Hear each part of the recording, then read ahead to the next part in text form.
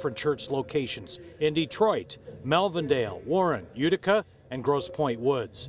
The sexual assault allegations are said to be credible and go back to his early years. It makes me sad. It makes me very uneasy. You know, my experience was not that. These are only allegations. The Wayne County prosecutor will now lead a criminal investigation. If they are serious enough to be first-degree criminal sexual conduct, there is no statute of limitations. Catholic Church officials say they are open and transparent, turning over all allegations to law enforcement as soon as they get them, and informing the public, as in this case. And since 2002, we have every complaint that comes in, whether or not it's barred by the statute of limitations, always gets turned over to the local prosecutor. The faith in their church gets tested when these cases are made public. I mean, memories of, family, memories of being together, and, all of a sudden you see that and you feel it. Maybe some of that's in a way sort of tarnished. We should know more.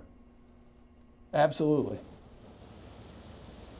Phil Roble is an employee with us here at Channel 7. Father Witkowski is 83. He's retired and essentially suspended from the church for now. He can't attend church functions. He can't say Mass. He can't even wear the collar of a priest. He's now at the center of this criminal investigation.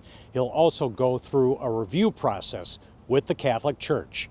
Live on Detroit's East Side, Jim Kurtzner, 7 Action News. Jim, thank you. The Archdiocese encourages anyone who has been abused to contact authorities on the Archdiocese Victim Assistance Line. That number is 866-343-8055 or visit protect.aod.org. The big story, devastation in Florida. Search and rescue teams spreading throughout the Florida Panhandle in the aftermath of Hurricane Michael. And tonight, stunning images of Mexico Beach, Florida, where the Category 4 storm made landfall. The town is flattened. You can see miles and miles of devastation. Take a look at this video from Panama City. This is all that's left of a middle school. Almost 1 million people don't have power. And there are fears now about what's lurking in the floodwaters. Experts warn the water may be full of bacteria and could pose a health hazard for weeks. Tonight, the relief effort is mobilizing here in Metro Detroit and all over the country. Our big story coverage begins with Elizabeth Herr in Panama City Beach, Florida. This is the view from above of Mexico Beach, Florida. Home after home destroyed. This is where Michael made landfall as a monster storm, just shy of a Category 5 hurricane. Mexico Beach took the brunt. That's probably ground zero. Across Florida, Michael spared nothing in its path, leaving entire neighborhoods submerged, schools and buildings flattened, trees toppled, crushing homes and knocking down power lines. Undescribable. It was crazy. The dumbest thing I've ever done in 77 years is to stay through a hurricane. When they say evacuate again, I'm out of here. Michael also wreaking havoc in Georgia, where the last major hurricane to hit the state was 1898. The true size and scope of Michael's damage now beginning to be assessed, with President Trump promising all resources necessary. Food is being now, following the hurricane, being now brought in. We have unbelievable large amounts of water and food and everything that people can want. Meanwhile, neighbors are helping neighbors in Florida. This man in Panama City, despite having lost so much of his own belongings, he is out firing up his grill to feed anyone in need. And the governor here says that's what Floridians do. They stick together during these hard times. That said, he is asking residents, do not venture out just yet. Let the rescuers do their work for everyone's safety. Elizabeth Herr, ABC News, Panama City Beach, Florida. And what's left of Hurricane Michael is now barreling across the Carolinas. Chief Meteorologist Dave Rexroth is tracking the storm in the 7 First Alert Weather Center. If you remember, you go back to what the Carolinas had to endure just a little bit ago with all the flooding and the problems there, so they don't want to see this. It is moving much faster now. A 50-mile-per-hour tropical storm, Michael, is just about here to Raleigh. It's kind of centered just to the west of Raleigh right now. It's moving northeast fast at around 24 miles an hour. Here's the radar signature. You can still see the strong circulation there. But again, the center is here, so most of the action is out ahead of the storm as it picks up the speed and being forced along by our cold front here as well. A lot of the wind speeds between 25 and 50 miles an hour widespread around it and out ahead of it.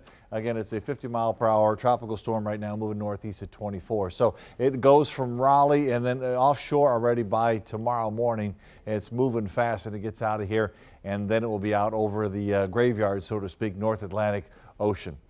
That cold front has made it more than chilly around here for us. We'll talk about a local forecast, see how long it lasts, and when we can get some frost coming up. All right, thanks, Dave. Our big story coverage continues as people mobilize to help the victims of Hurricane Michael. Places across Metro Detroit are accepting donations of anything that will help those in Michael's path. 7 Action News reporter Anu Prakash is live in Waterford, where work is already underway. Anu? Heather, I'm standing in the warehouse for DRAW. DRAW stands for Disaster Relief at Work, and this is a nonprofit, and one of the things that they do is they fill buckets like this with much needed supplies, things like towels, wipes, soap, toothbrushes, toothpaste, and combs, things that people who have been through a disaster desperately need. And this all started with a man who saw the need firsthand. In May of 2011, Greg Martin felt compelled to go to Alabama and help the survivors of tornadoes that devastated the area. He assembled a team of friends who went to support those who'd lost everything. After seeing the difference they made, Martin started the nonprofit DRAW in 2012. It stands for Disaster Relief at Work. We go around the country after floods, hurricanes, tornadoes.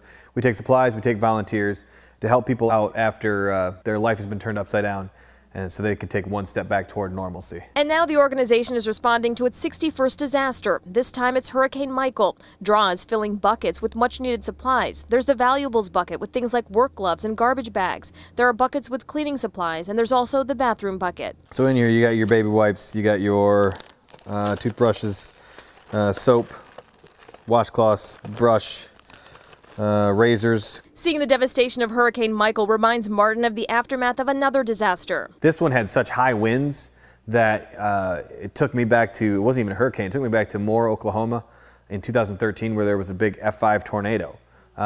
Because the wind gusts are 130, 140 as soon as it hit land.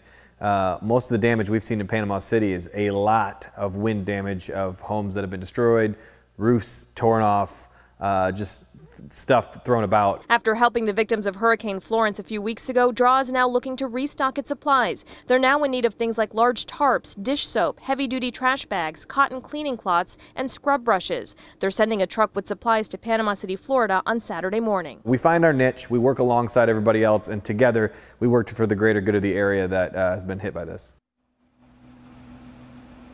Yeah, they really do such great work. Now that truck is going to be leaving for Panama City, Florida on Saturday morning. They're going to be meeting here at the warehouse on Airport Road at 10 a.m. And once that truck is full, then they're going to be heading to Panama City. If you'd like to donate, there's a full list of all the things that they're really looking to get. We have that on our website, WXYZ.com. You can also drop off donations at the Coffee Bucket, which is right on the other side of this warehouse. We'll have that location as well on our website, too. Reporting live in Waterford, Anu Prakash, 7 Action News. All right, thanks, Anu. The U.S. Coast